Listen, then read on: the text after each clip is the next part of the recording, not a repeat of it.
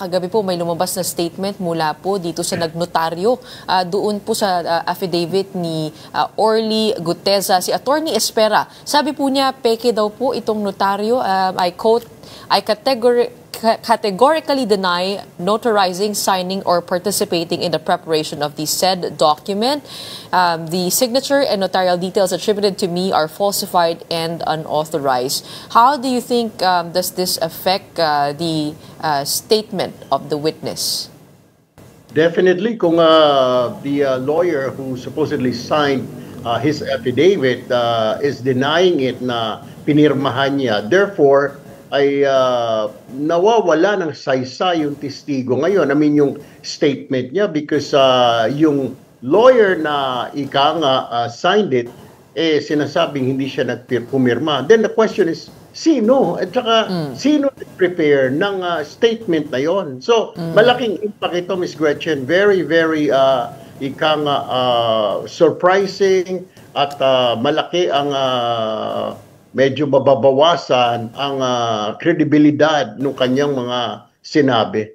Oo nga po, malaki yung dagok dun sa kanyang testimonya. Pero does it change things given na nag-testify po siya under oath kahapon? Kailangan po ba niya, kumbaga, i-refile itong kanyang affidavit?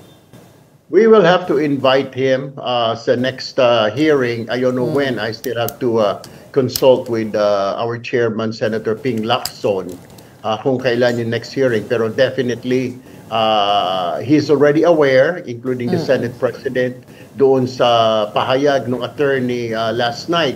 So I guess definitely we will have a meeting or a hearing soon at maimbitahan itong tao nito because we have a lot of questions now. The thing is, ako mismo, I'll ask him, I mean, bakit mo sinabi, bakit nakapirma dito itong attorney na ito, ngayon tinatanggi? O, totoo ba ito? So, we will have to ask him, kasi, and then inform him na nawawalan tuloy ng saysay itong mga sinabi mo, because dito pa lang sa pumirma ng attorney, na affidavit mo, ay tinatanggi na pumirma siya dyan. So, malaking question mark ngayon. Medyo mabibigat nga po ang kanyang mga statement kahapon, specifically linking the former House Speaker Martin Romualdez to the whole flood control fiasco. His name has been mentioned already, and does his involvement add up to you? I mean, kahapon po sabi po ninyo, mukha naman po siya nagsasabi ng totoo. Kailangan lang maging consistent dito sa mga pahayag.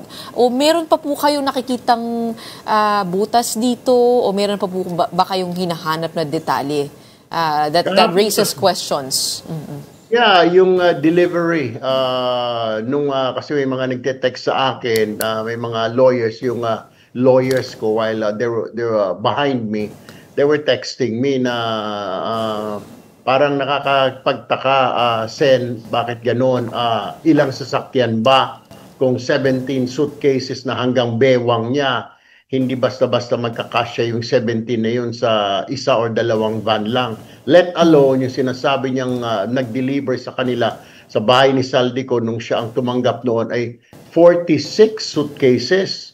Ang daming van noon, o ang daming truck, or kailangan mo ng truck, syempre magtataka na yung security ng Valle Verde 6. So what we're going to do, we will ask him, or if not, we will subpoena the CCTV of Valle Verde 6 kung may ganun nga kadaming sasakyan. Kasi kung isang sasakyan lang, we don't believe na kakasya kahit anong van pa.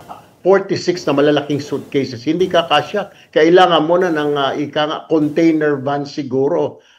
Or the least, isang maliit na mini truck, Miss Gretchen. Ito pong bahay din po sa Forbes Park, yan din po ba hihingan din yun ng CCTV? Definitely. So para magtugma, kung maging consistent yung sinasabi niya. Kaya doon pa lang when I was asked by the media, may duda ba kayo? So kasi hindi natin natanong dahil naubos yung oras ko. Definitely we'll be asking the CCTV of Forbes Park, of Valle Verde, na mga dates na ito. We will have to ask him anong specific dates again na Mr. Guteza na sinabi niyo nag-deliver kayo, may mga delivery kayo, para makita po natin kung talagang consistent yung kanyang mga sinabi may kaugnayan kung doon sa video may mga sasakyan nga na nag-deliver, lalo na yung pag-deliver ng at least 46 suitcases. Nakita ko ngayong umaga, maraming nagre-react ng mga netizens. They're saying, how can it be possible na isa, dalawa sasakyan? So very glaring yun, Miss Gretchen. At least mga, sila Bryce nga, 20 suitcases lang, 7 van na kaagad. So this one must be around 15 or 20 na vans. Magtataka yung security Doesn't ng add up. Bolivar. Pero that data po is available, yung CCTV. Confident naman po kayo na nandyan?